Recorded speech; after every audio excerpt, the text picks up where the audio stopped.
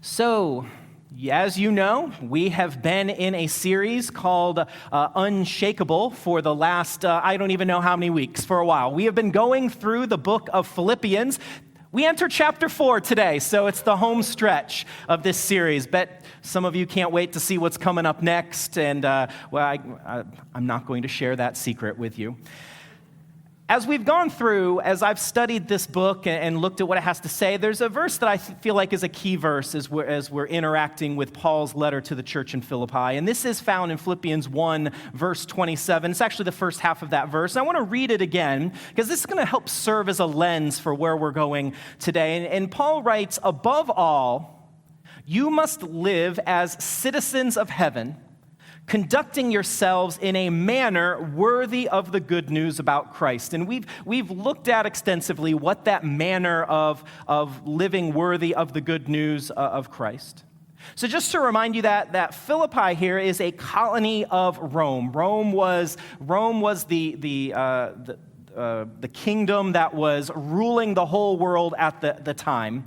And so this idea that Paul brings into the forefront here, and Kendall's done a great message on it, so I'm not going to get too deep into it, but Paul mentions live as citizens of heaven. This idea of citizenship would have had a lot of meaning to the people living in Philippi. Citizenship in the Roman world had special value and special meaning. There were rights and privileges that went along with that. And so this is an image that they would have understood, because the Romans, they refined and they perfected the idea of citizenship and what it means to be part of a kingdom. So Paul is saying, let your citizenship in heaven be the motivation for what you do. You're no longer citizens of this world. In fact, in other places in the Bible, we are called aliens in this world. And what that means is that we are not in allegiance to the systems and the way this world works, that we reside here, we physically are part of this world, but this is not where our allegiance is. Now, before I get to the next verse I want to read, I want to make sure that everybody here has a Bible so you can be reading along with us. So we're going to be in Philippians chapter 3, the end of chapter 3 and 4. If you need a Bible, raise your hand. We got a couple of ushers that are going to be passing them out. Also, if you come here today and you don't have a Bible, take this one. It's not stealing if we give it to you, and we're giving you this one right here. So when I spoke to you a couple weeks ago, I went through part of Philippians chapter 3, and I want to recollect a verse in chapter 3, and this is on page 948 in the Bible that you were given on the way in, or an usher just gave you now, and I don't know what page it's on in the Bible that you came here with today, so you'll have to find that yourself. But in Philippians chapter 3, verse 13, at the end of that verse, Paul says this. He shares the secret of the life in Christ with us. And he says, I focus on this one thing, forgetting the past and looking forward to what lies ahead. This ties in with the idea of citizenship, right? If we are citizens of heaven, if that is where our home is and where it is to be, then we get to look forward to that kingdom when it comes into its full measure and full reality. And so Paul, again, is reminding his readers or his hearers, however that they would have interacted with this, that while they're present in this world, this is not where hope is. This is not where the focus is.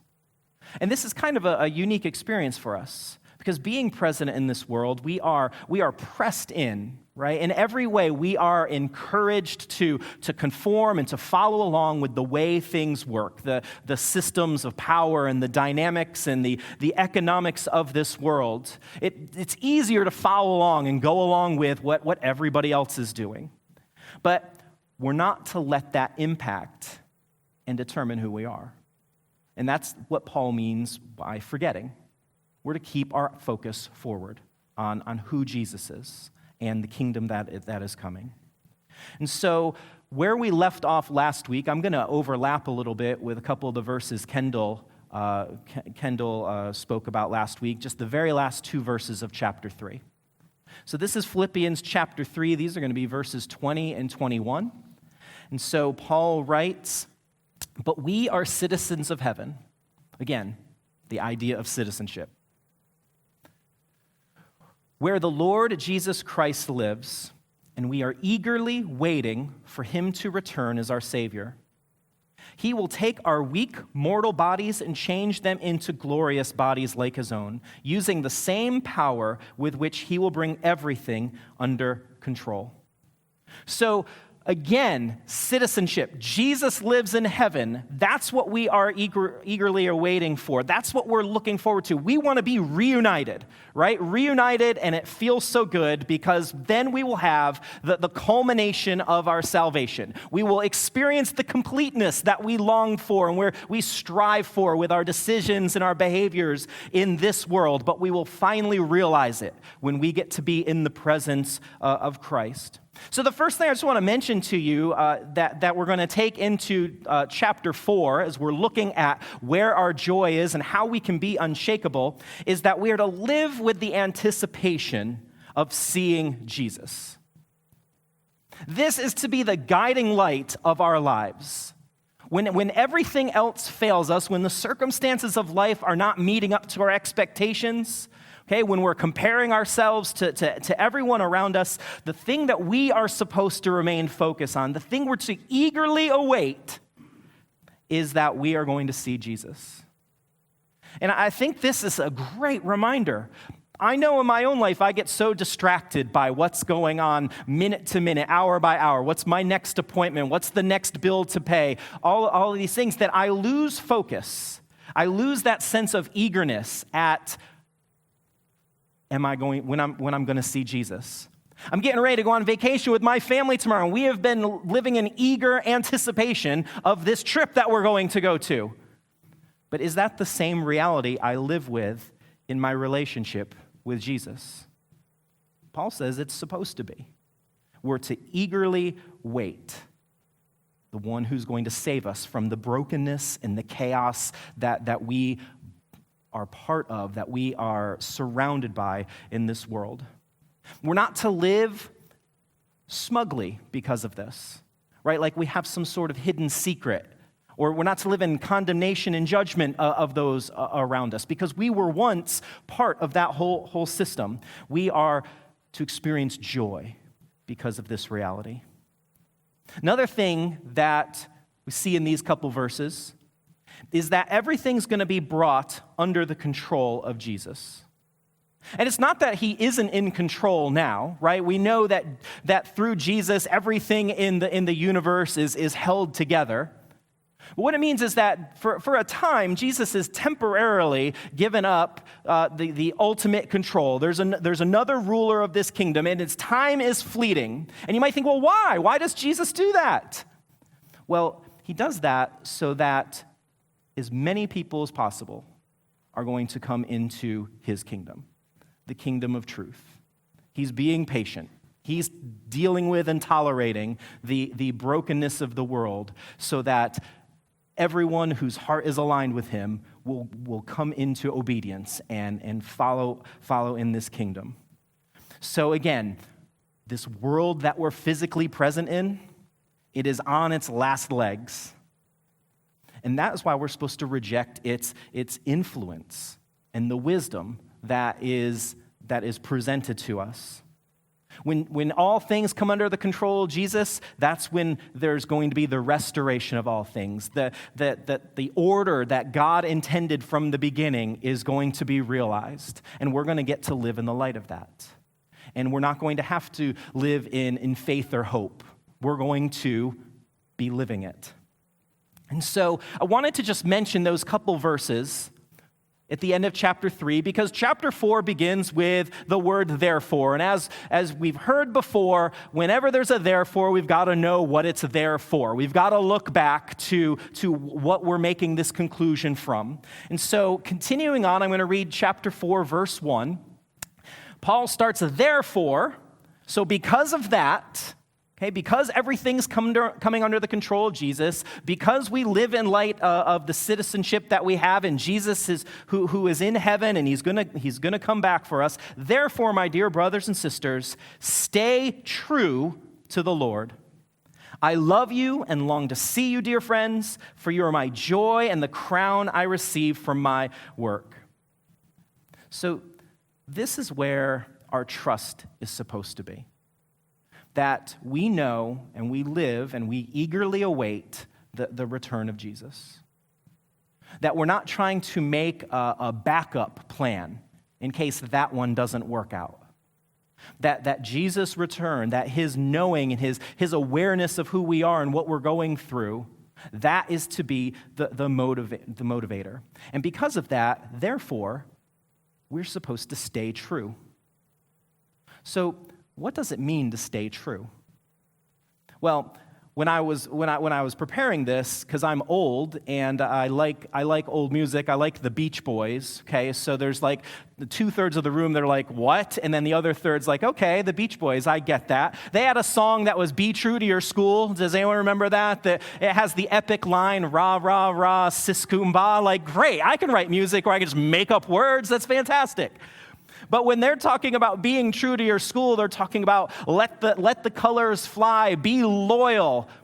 That's what it means to stay true to Jesus. We're supposed to shine the light no matter where we are. We're not to back down when the pressures and the powers try to impose their will on us. When we stay true, we're not to compromise. That's actually the opposite of staying true. Is that we reject some parts or the whole entity of Jesus and who he is and the fact that he is coming back. And we compromise, we interject other things that maybe make life in this world a little bit easier to tolerate.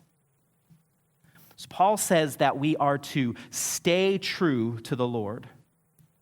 And it's strange for us because the surrounding culture in some ways that we live in, because it's been so influenced by Christian beliefs, a lot of what the surrounding culture says and the words that it uses and the things it communicates kind of seem like good principles, right? Like it would be good to be allies with it, and so we get fooled. Paul says, "Stay true." So, dual citizenship.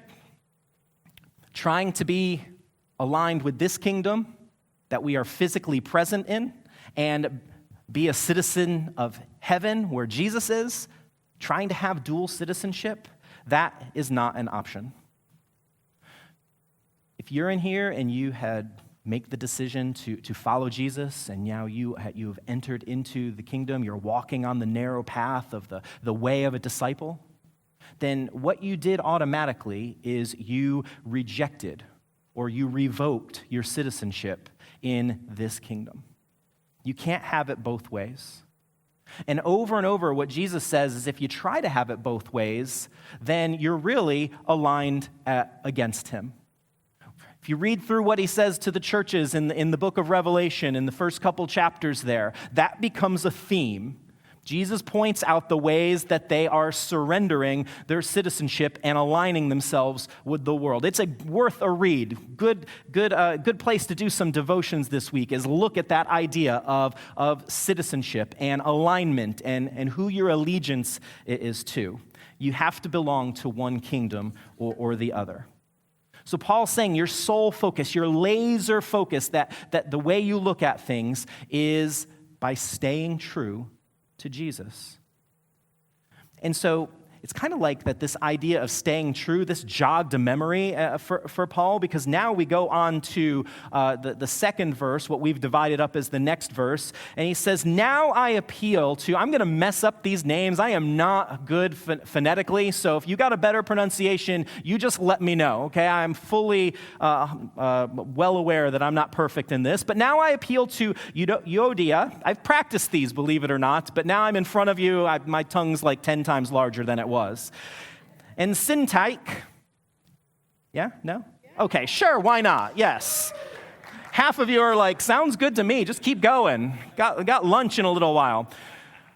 Please, because you belong to the Lord, settle your disagreement. And I ask you, my true partner, to help these two women, for they worked hard with me in telling others the good news. They worked along with Clermont and the rest of my co-workers, whose names are written in the book of life. Now think about this.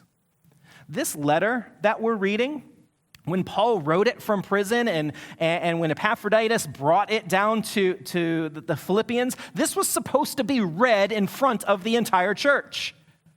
So imagine if you are in conflict with somebody and Kendall got up here one day and said, Phil and Bill, I'm just picking those because those are the first two names that there's actually no conflict between them, but you need to resolve your conflict, okay? Deal with it. So now we all know and we're all invited in. Maybe this was one of the cyclical letters that Paul had, and it was going to be read in other churches. And so now these two women with names I can't pronounce, their business is known all over the place. This must have been a big deal, right, for Paul to call these two people out before the whole church. And then it gets recorded in the Bible so that in all of history, no matter what good stuff that they did, we're talking about the conflict that they had and how to settle it. They're living in infamy. So I just want to make the note here that this conflict that's going on, this is an internal conflict. So what we're going to talk about is if you're a follower of Jesus, okay, and you're having some conflict with another follower of Jesus, how do you resolve that? What do you do? What's Paul driving at here? Why has he called these two women out and written about this in front of the whole church? This is not talking about conflict that we experience as we live lives opposed to the values and the systems of the world. There are two different things. Okay, but settling conflicts is important. When Jesus prayed for us, okay, in the book of John, where this is recorded, He prayed that we as a body of believers would be one as he and the Father were one. And the reason he prayed this, the reason he wanted us to stand united is so that the world, that everybody around us would know about his love for us. Right? From our unity, that communicates to the world. So this is why it's so important to Paul. He doesn't want them to lose whatever good message they have, their communication of the good news. He doesn't want that to get jumbled up with this conflict. So first off, why do we fight? Like, why do we get into conflict? Well, here's a passage in James that I turn to a lot, okay, because it lays it out so clearly for us. This is James chapter 4. It's the first two verses. It says, what is causing quarrels and fights among you? Again, this is another letter written to another group of believers. Don't they come from the evil desires at war within you? You want what you don't have, so you scheme and kill to get it. You are jealous of what others have, but you can't get it, so you fight and wage war to take it away from them. Yet you don't have what you want because you don't ask God for it. So why do we fight? Why do we have conflict and division among other members of the church or other parts of the body of Christ? Well, it's because we want things that we can't have, or we want things that we don't have. The war that's waging in us between our true self in Christ and the flesh, or the false self, Paul calls it the flesh, is waging. And when we align ourselves with what's false, that's when we begin to fight and we experience conflict. Have you ever been in the middle of a church conflict? My wife and I, when we were on our path, we hadn't yet become followers of Jesus, but we were in the funnel, if you know what I mean. And so we had been getting invited to church, and we were going to church, and then, of course, in some churches, once you've done one thing, then you get invited to the next thing, and where we were, they had something called Wednesday night dinner, okay? So it was dinner, right? So great. As Sherry said earlier, I like to eat. It's clear by my physique, okay? So we accepted the invitation to Wednesday night dinner, and we were sitting at a table with our friends, and then what erupts but a business meeting? Have you ever been to a church business meeting? Oh, it's a spectacle, man. If you can ever find one, I say go to one for some entertainment value. But, so we're sitting and this business meeting erupts and our friends, their eyes get wide because they know what's about to happen and they're like, sorry about this. And we're like, hey, that's fine. What's this going to take? 10 minutes? It's no big deal. I'm eating spaghetti or whatever it was that night. So we stayed. And maybe you've read and you know the cliche about the church business meeting, but you know why it's a cliche? Because it's true, okay? So we're sitting there, we're talking with our friends, and I guess this church was getting ready to put carpet in. And there became a quarrel. There was two separate factions about what color the carpet should be. And each was standing up to voice their very, very well-known opinion. And the choices were purple and blue, which neither of those really sound good to me as carpet colors, but be that as it may, that's what they were going for. So even worse, okay, because so we're in the middle of this conflict. People are arguing about carpet color. So that's when my wife and I decide we're bowing out. You know, the dinner was good. We like our friends, but enough of the carpet color. So we got up to leave, and then we got yelled at. Where are you going? Well, I don't belong here. Anyway, so all that to say, we didn't go back to that church. Now, as a timeout, a tangent, we ended up going to another church. Okay, so that's where we ended up deciding we're going to follow Jesus and did the whole thing. But the irony of the whole thing is the church that we went to and we joined, that was a church that was formed through the last conflict over church carpet color that this other church had. Okay, so yes, we tend to divide ourselves, right? We divide ourselves because we lose focus. We make other things bigger than they need to be. We wrap ourselves in being right. We wrap ourselves in being powerful or being wealthy or influential or whatever it is. There are so many things that we fall prey to. In this case, it was who's going to be right about the carpet.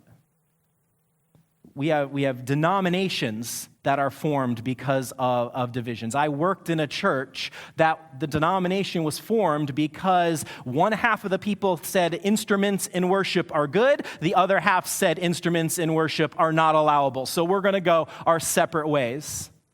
Right? So oneness, that's what Jesus wanted. We want to be right. And so what causes conflict in us? There are so many things.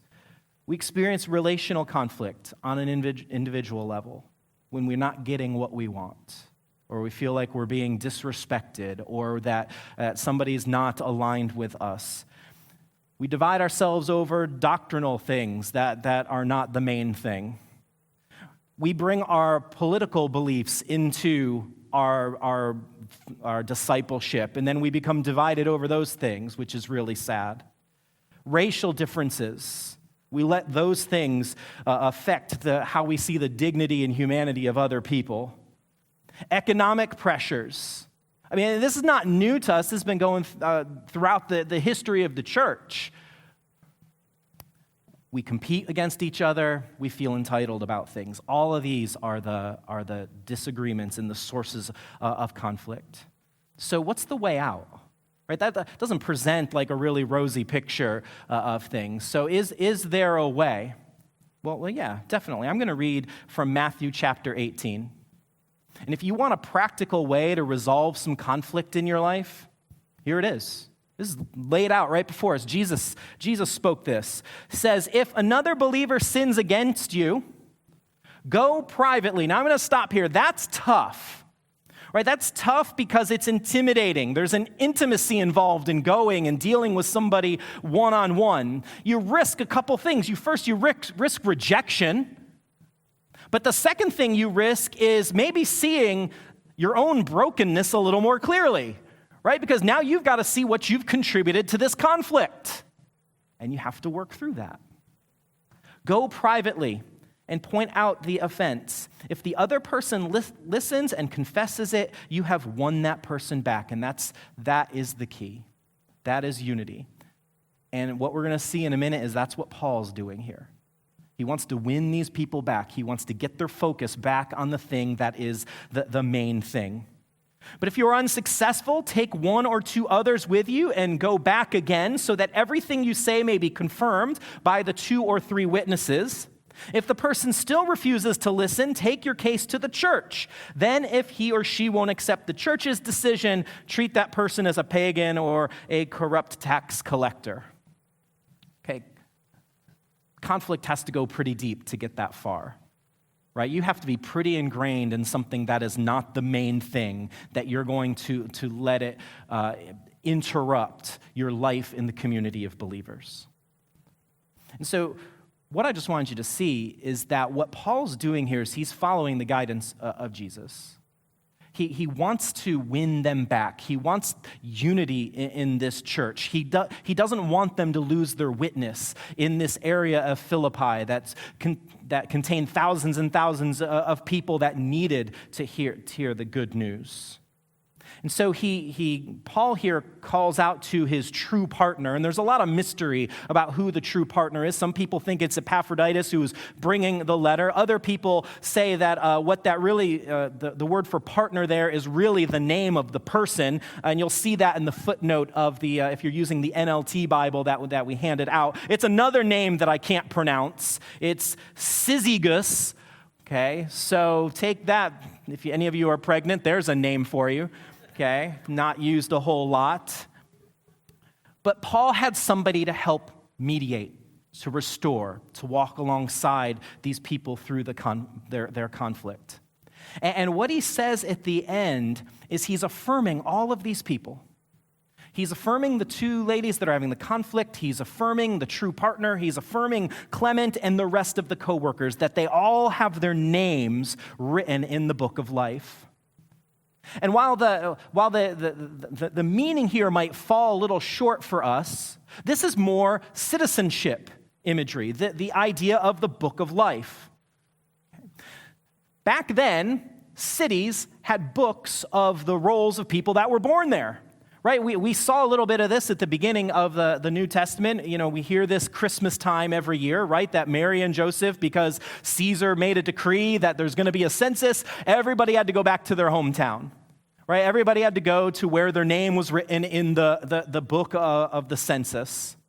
And so what Paul's saying, and this is echoing some Old Testament language, is that there is a book of a citizenship ledger of the people that are following true life, people that have entered the kingdom. And Paul is reminding them once again what their focus is to be on, where their hope is. It's in this idea of we are part of a different kingdom. Our names are written in a book of life. Jesus affirmed this with his disciples. I'm going to read a verse from Luke chapter 10. The disciples had gone out. He had sent them out in pairs to cast demons and heal people, and they had great success, and they came back amped up, as we all would be, and as we all are whenever we do something good and we know we've done something good for Jesus, and they're bragging about their power now. They're like, oh, there's 10 demons flew away, and I healed 19 people, and so it was starting to become, though, a look what I did kind of session. And so here's what Jesus says. This is his response. He says, don't rejoice because evil spirits obey you. Rejoice because your names are registered in heaven. And I think we can tailor that to some of the things that we get in conflict about. Don't take pride because you're right about something. Rejoice because your name is written in heaven. Don't take pride or don't get filled up with yourself because you are a leader or because you're popular or because you make more money than somebody else. The source of your rejoicing is that your name is written in heaven. That applies to us as much as it applied to the disciples that were casting out demons. Union with Jesus is the foundation of our joy. And this idea of our name being written in the book of life is a product of our union with Jesus. So going back to the verse in chapter 3 that I read, look forward. Don't forget what really matters.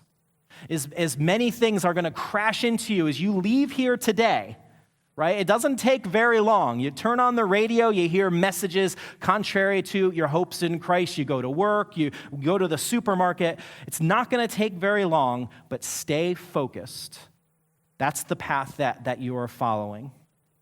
And so we're going to finish this passage with, as we look forward, as we look at what really matters, as we have our focus laser pointed on one thing, Paul writes, always be full of joy in the Lord. These things should fill us with a joy that cannot be stopped no matter what. And remember, Kendall in a previous message has talked extensively about the difference between joy and happiness. We can have joy in any circumstance. And Paul says, I say it again, rejoice. Let everyone see that you are considerate in all you do. Remember, the Lord is coming soon. And so as we finish up, and we're thinking about that Matthew passage that I read about reconciling conflict and how is that possible, and the James passage that talks about why it is that we get into this conflict, notice the word considerate here. Paul says, see that you are considerate in all you do. What it means to be considerate is that you're non-retaliatory. You're not trying to get revenge. Now, I brought a sign because we all have seen this. What does this sign here mean to do when you're driving? It's a yield sign. And what does yield mean to do? You give way. No, it means crash down on your gas pedal and make sure you get in that little gap that there is on the highway, okay? Take what's yours. No, that's not at all what it means. I'm just kidding. Yield means that we give way. It means that we are giving our right away to another person. And that sums up what our world is finding so hard to do right now. Why is it that people won't listen to each other? Because they're not willing to yield. Why is it that when we see opposing viewpoints that we launch accusations? Because we're unwilling to yield. Because our identity, our source of who we are, is so tied up in something else that when we hear anything contrary, it feels like a loss. So disagreements are a certainty. What sets followers of Jesus apart? Relationships, all of us are broken people. We're working out our salvation, our completeness, our wholeness. We are going to get that when we see Jesus face to face. Right now, we are sorting through it. What sets us apart is that we can yield without losing anything. Right? Our worth is not defined by politics or race or economics or beauty or anything else. So, because of that, our worth can't be taken away. So we can yield to another person when there's disagreement. Jesus is near. Okay. Paul writes there that the Lord is coming soon.